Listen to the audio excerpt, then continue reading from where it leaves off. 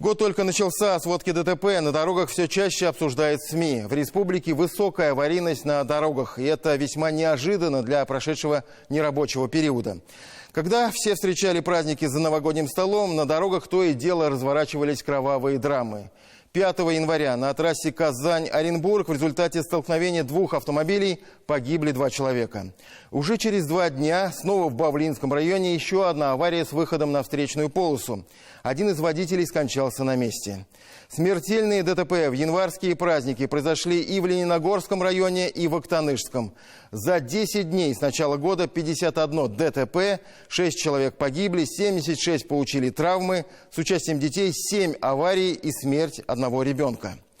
Основной и самой очевидной причиной является погода. Мол, снижение температуры и скольжение на дороге, мокрое покрытие превращается в ледяную гладь, на которой автомобили теряют сцепление. Это значительно увеличивает риск заноса и потери контроля над транспортным средством. Но так ли это на самом деле? Быть может, погода всего лишь следствие, а водители просто недооценивают опасность, а где-то и просто не готовы к ухудшению условий.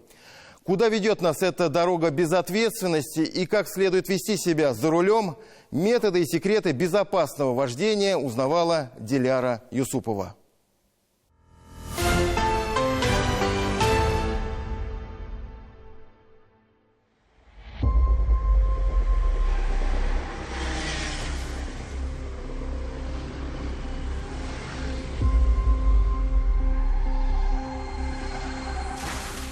В России, как известно, 2 беды, но когда одна встречается с другой, это столкновение может оказаться и буквальным, и роковым. Предоставим вам сразу несколько сводок последних дней. 1 человек погиб, 5 пострадали. Массовое ДТП произошло в Бавлинском районе прямо в начале года. На трассе столкнулись сразу 3 автомобиля. От удара пассажирка первой машины скончалась на месте, 5 человек доставили в районную больницу. Следом снова в Бавлинском районе трагически оборвались жизни водителей и пассажирки «Лады Приоры». Легковушку занесло и выбросил на встречный грузовик.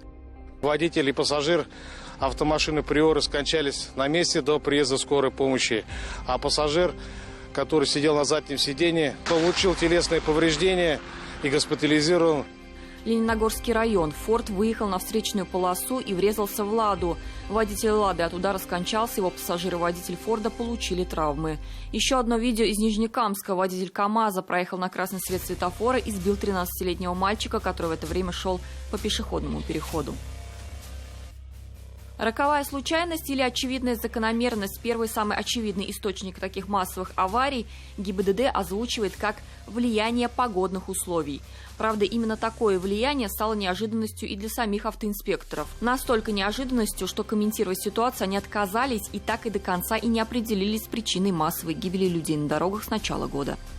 В любом случае, статистика говорит сама за себя. 51 ДТП за первые 10 дней с начала года. 6 погибших, 76 пострадавших. С участием детей произошло 7 ДТП, в которых погиб 1 ребенок и 7 получили травмы. ДТП, связанные с выездом на встречную полосу, зарегистрировано 16 происшествий, в которых 2 человека погибли и 22 получили травмы. А вот сами водители были поразговорчивее. Одни сетовали на дорожников, которые вовремя не успели убрать снег, но большинство считают, виноваты сами водители, которые просто плюют на правила безопасности. Это не из-за погоды. Так. Это просто люди так обучены вождению. Скоростной режим, пешеходные переходы. Что водители, что также люди не соблюдают. Перебегают не там, где положено.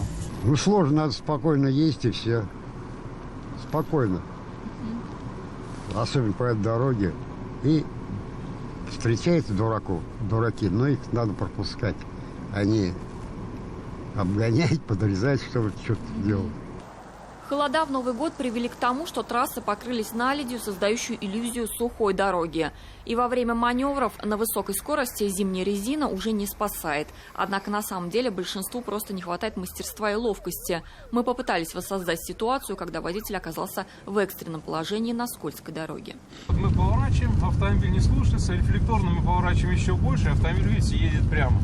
Он не хочет поворачиваться, то есть мы фактически улетаем с дороги. Что в этот момент нужно делать? Самое сложное в этот момент – это сломать в себе рефлекс, вот это желание повернуть руль еще круче, а найти тот угол поворота руля, когда к автомобилю вернется управляемость. Вот мы поворачиваем, колеса потеряли сцепление с дорогой, немножко надо выпрямить руль.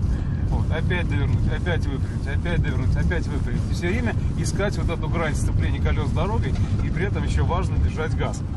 Что делает у нас рефлексы? Рефлексы заставляют довернуть руль и нажать на тормоз. Вот и весь секрет. Первое, что происходит в экстренных случаях, особенно на трассе, особенно на льду, это паника. Самая распространенная фраза в сводках ГИБДД: «не справился с управлением», как правило, следствие потери контроля, а там достаточно и секунды. Многие сегодня уповают на технику, но и она не всегда спасает. Многие современные автомобили, оснащенные электронными системами, АБС и тому подобное, они, в принципе, вроде как должны позволить в этой ситуации нажать на тормоз и сохранить устойчивость и управляемость автомобиля. Но дело в том, что на очень скользких покрытиях это не работает. Сначала автомобиль распрямляется за счет того, что колеса перегружаются работой, и сначала он уезжает с дороги, а потом уже можно было бы его поймать, но дорога уже кончилась. Дорогая машина, она имеет систему стабилизации, систему АБС. Они совершенно по-другому ведут себя на сухой и на мокрой дороге. То есть там, где ты на сухой остановишься, на мокрой, на льду ты никак не остановишься. Даже если у тебя, какой бы у тебя опыт не был, у тебя есть опыт вождения, но нет опыта в чрезвычайных ситуациях, в экстренных ситуациях. И там ты уже простое нажатие на тормоз не поможет. Все боятся почему-то, самое главное, ударить машину. Надо не бояться ударить машину, самое главное — это в живых остаться. Большинство водителей просто не осознают, как идут, вернее, едут по тонкому льду, где грань между прогулки по дороге и выезда на нее же. Садясь за руль, говорят эксперты, люди не чувствуют особенную ответственность, а должны бы. Это то, что и случилось в новогодние праздники. Машин очень мало, именно сами праздники, да? То есть люди едут расслабленно. Соответственно, больше ДТП. Это как ни странно, но когда ты едешь, например, в большом потоке, на большой скорости, аварий намного меньше. Второе, это, наверное, работа дорожников. В течение 3 часов они должны приступать уже к уборке снега. Но к уборке снега не приступает, дорога сужается.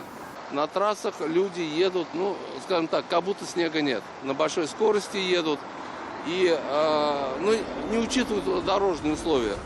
Плохая уборка снега, пьяные, неосторожные и безответственные. Нередки случаи и отсутствие зимней резины. О чем думают такие автомобилисты – загадка. И это только часть причин крупных и мелких ДТП. О чем напоминают инспекторы и бывалые водители. Соблюдать правила, которые, как известно, написаны кровью. И помнить – дорога не прощает ошибок. Диляра Юсупова, Булат Абдульманов, Андрей Ключников. 7 дней.